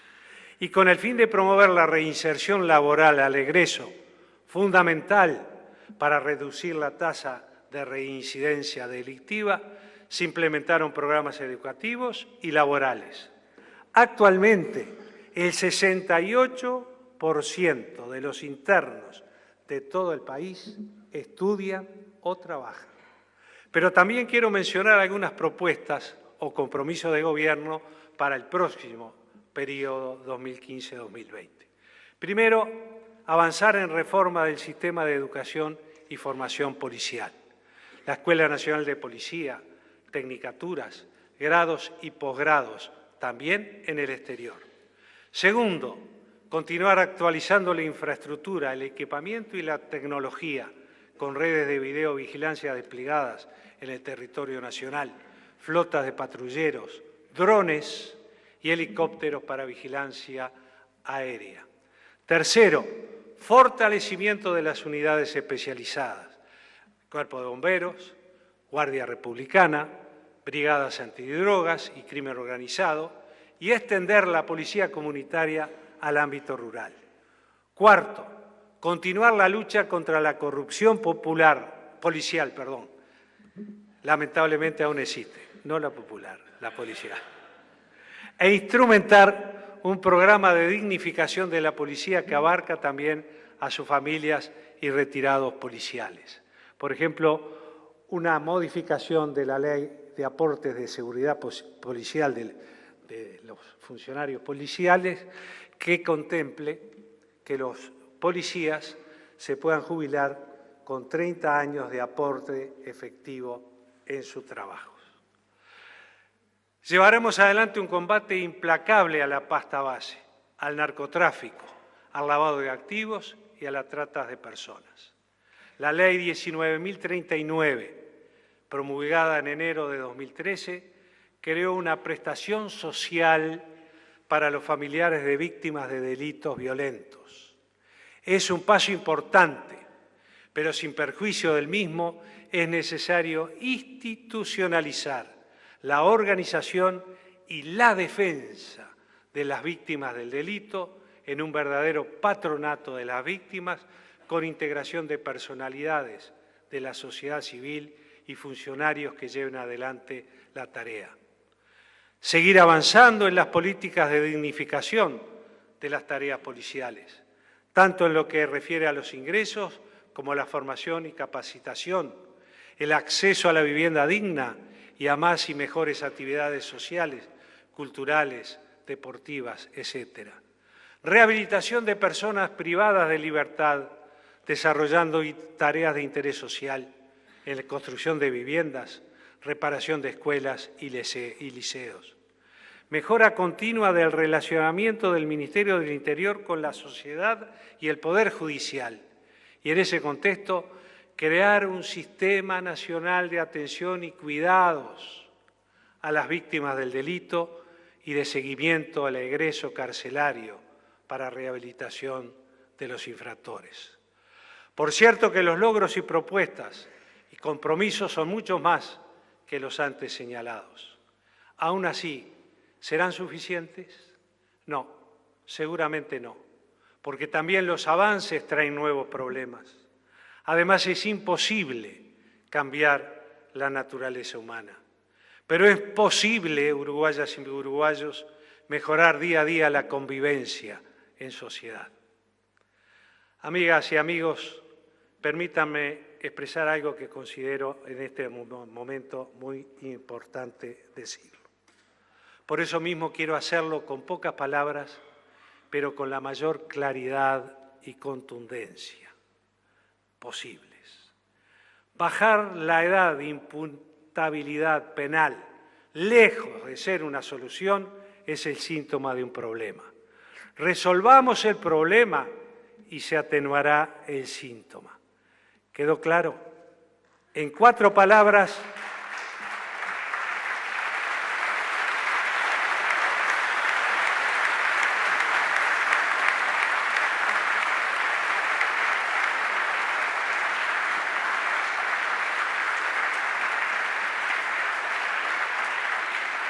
en 4 palabras y 9 letras, no a la baja.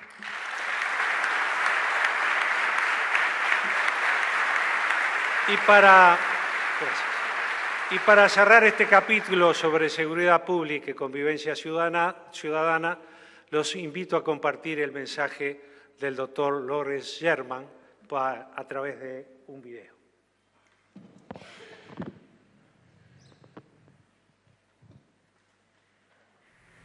Hello, my name is Lawrence Sherman.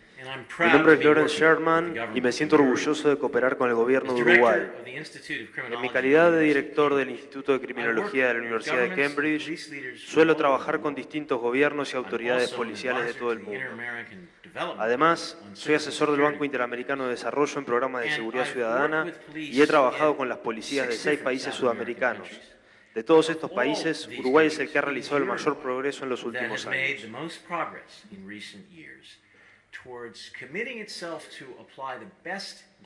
Desde mi primer visita a Uruguay en 2012, mis colegas y yo hemos formado cientos de policías en los métodos más avanzados de análisis criminal y focalización del patrullaje. Hemos podido comprobar su entusiasmo por este nuevo saber, así como su facilidad y capacidad para utilizar la informática con el objetivo de pronosticar y prevenir delitos graves. Estas habilidades han hecho posible aplicar los métodos más avanzados de, en primer lugar, la localización de áreas de alto riesgo delictivo o puntos calientes del delito. En segundo lugar, evaluación de las estrategias más eficientes y rentables para prevenir el delito en esas áreas y para lidiar con los infractores arrestados. En tercer lugar, el monitoreo diario de las actividades policiales en estos puntos calientes. The targeting of the most crime-prone locations or people or victims or hot spots of crime. Second, testing. The most cost-effective strategies for preventing crime can only be determined by testing and looking at different ways of dealing with different kinds of crime problems. Also for dealing with different kinds of criminals, some of whom are far more dangerous than others and require much more attention. Third, we teach the idea of tracking. So targeting, testing, and tracking, with tracking being the monitoring, the daily follow-up of whether the delivery of police services as it should be delivered is being accomplished. En diciembre del pasado año, 15 policías uruguayos viajaron a capacitarse en la Universidad de Cambridge durante 2 semanas. donde algunos de los más destacados criminólogos y académicos con experiencia policial previa les enseñaron cómo trabaja el Reino Unido para mantener una de las más bajas tasas de criminalidad del mundo. Adicionalmente, capacitaron a este grupo de policías en estrategias de ayuda a las víctimas del delito para confrontar a sus victimarios y obtener así las respuestas a las preguntas que las víctimas deseen hacerles a los criminales que las lesionaron. Este proceso, llamado justicia restaurativa, contribuye a la recuperación de las víctimas respecto al daño causado por los incidentes y, por el lado de los infractores, reduce la futura reincidencia delictiva.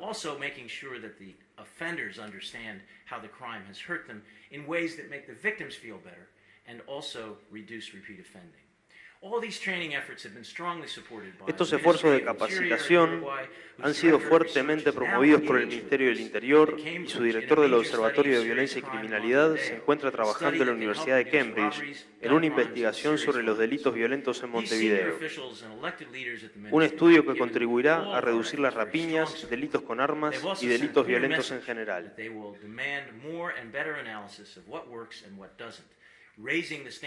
Las autoridades políticas y policiales del Ministerio, vuelvo a subrayar, han apoyado fuertemente este proceso. Han enviado un mensaje muy claro que demandarán mejores y más exhaustivos análisis sobre las estrategias policiales que funcionan y las que no funcionan, elevando los estándares de seguridad en su país al mismo nivel en el que se encuentran los altos estándares que podemos encontrar en el área de salud pública uruguaya. Es un honor para mí ser parte de este trabajo tan importante y visitar Montevideo una vez más la próxima semana para continuar con nuestros planes estratégicos de formación de los oficiales de la Policía Nacional. Muchas gracias por su amable atención.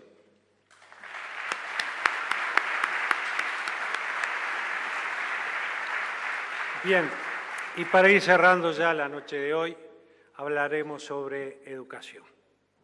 Aprender, seguramente ustedes están de acuerdo con nosotros, es la aventura civilizatoria por excelencia.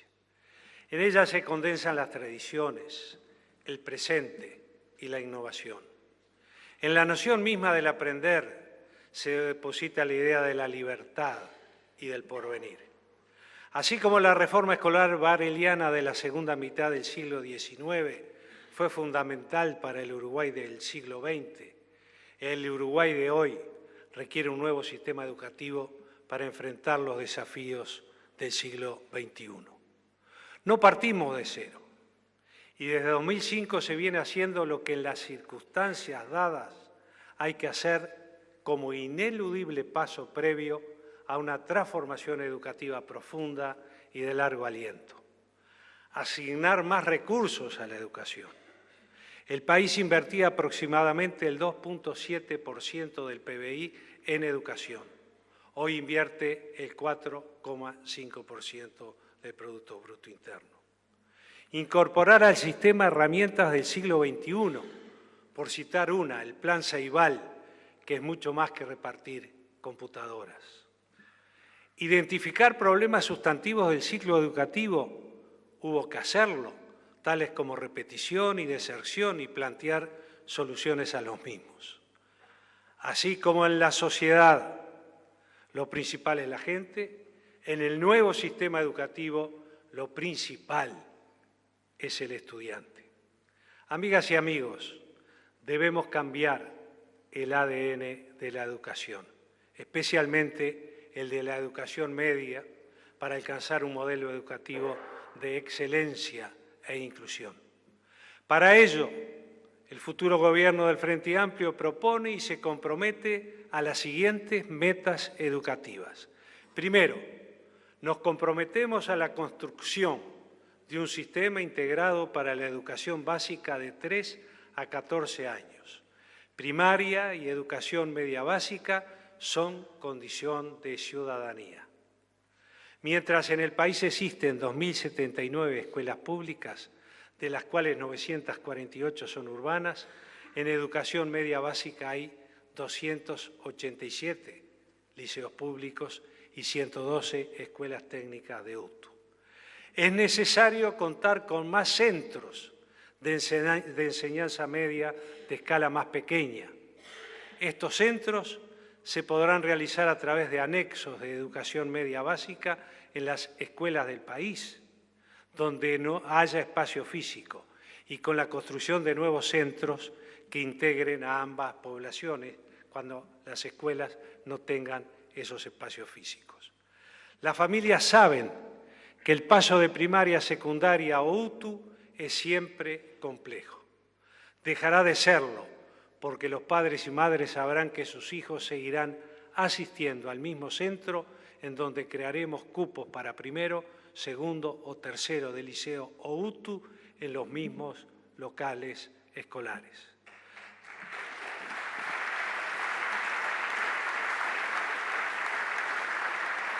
Tanto para primaria como para enseñanza media es fundamental la ampliación del tiempo lectivo. Ampliaremos la oferta de las escuelas de tiempo completo y de tiempo extendido, además de los anexos mencionados de ciclo básico de educación media.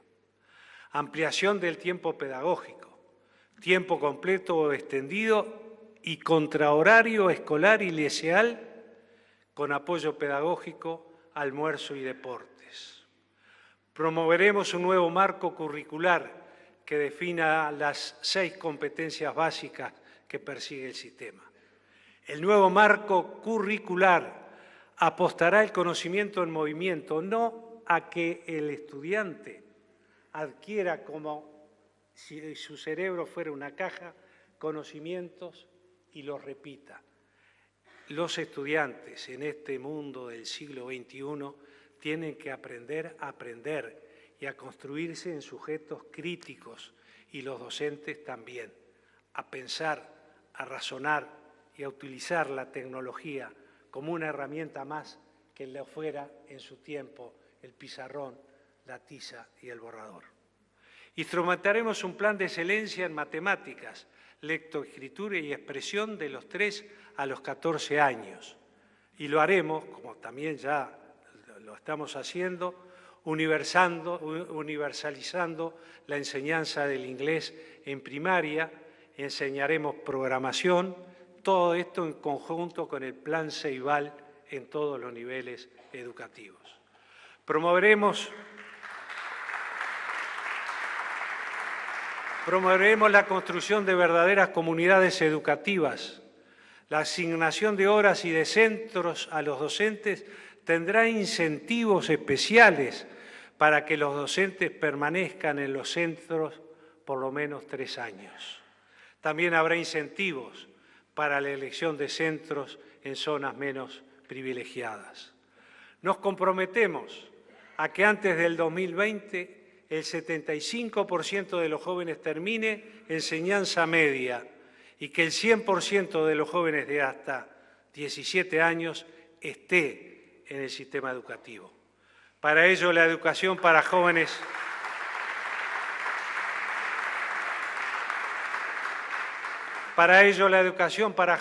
que completaron el ciclo básico también será transformada. Al bachillerato tradicional y al tecnológico se le sumarán experiencias como el programa Yo Estudio y Trabajo y modalidades que combinan trabajo y formación. Continuaremos con el aumento del salario docente. Ello estará vinculado a una nueva carrera docente, en donde en lugar de la antigüedad, los criterios centrales para calificarlos será la asiduidad en la asistencia, la formación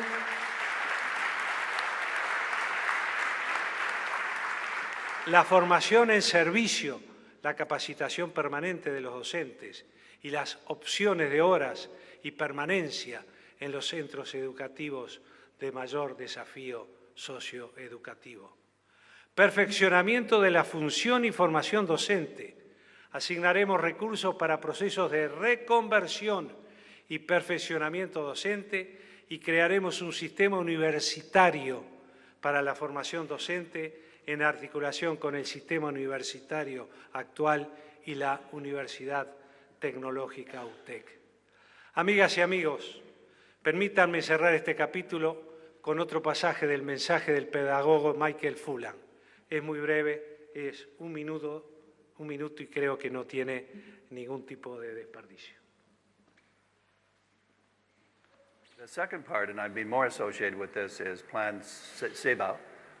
So when started maybe in 2005, 2006, and it's been very successful so far in being able to develop relationships at between the CEBAL and the government and the Ministry of Education at that level, but also relationships within the school with CEBAL teachers and others. So they have advanced very strongly and now are in a position to be integrated into what I call the national framework for the next phase. And some of the important things, and Uruguay, CEBAL has just joined recently with an international project we have that involves 10 countries. It's called New Pedagogies for Deep Learning.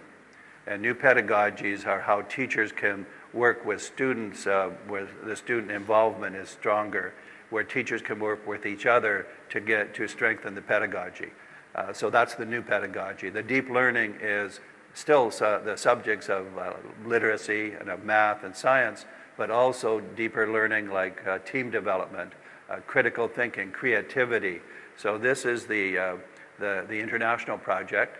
Uruguay was one of the first 5 to join. So we have, this was about 8 months ago. Canada is part of that, the Netherlands, Australia has been part. So a very, and then other 5 countries have just joined recently, including, for example, Finland. Even though Finland is a strong performance, the country, the minister in Finland says, we are not moving fast enough. We're kind of going, we're losing ground. And so in this project, it's very important because it has 2 pieces that are central. One is pedagogy and the other is technology. And this is the strength of CEBAL. And that we are very conscious in the work that we do that technology not be the main point because people will get attracted to the machines. That the fundamental point is pedagogy, which is harder. How do teachers become more effective? How do they work with technology to accelerate and deepen learning? So these pieces now, I'm going to say, have been developed in the last 5 years or so, but now it's time to integrate them.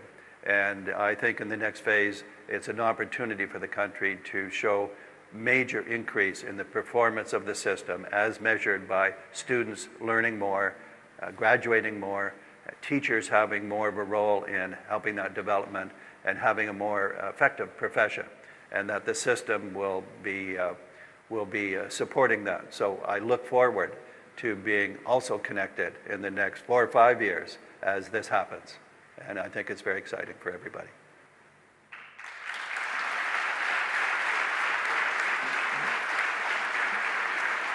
Amigas y amigos, podríamos referirnos también hoy a medio ambiente, infraestructura, movilidad, cultura, deporte, nuevos derechos, políticas y programas contra todo tipo de discriminación, pero sería temerario abusar del tiempo y la paciencia de ustedes. Ya habrá oportunidad para tratar esos y otros temas con la atención que merecen, pues en todos ellos los uruguayos estamos avanzando y no queremos detenernos. Pero por hoy creo que es suficiente. Muchas gracias. Asuntos públicos, para conocer mejor, para saber más.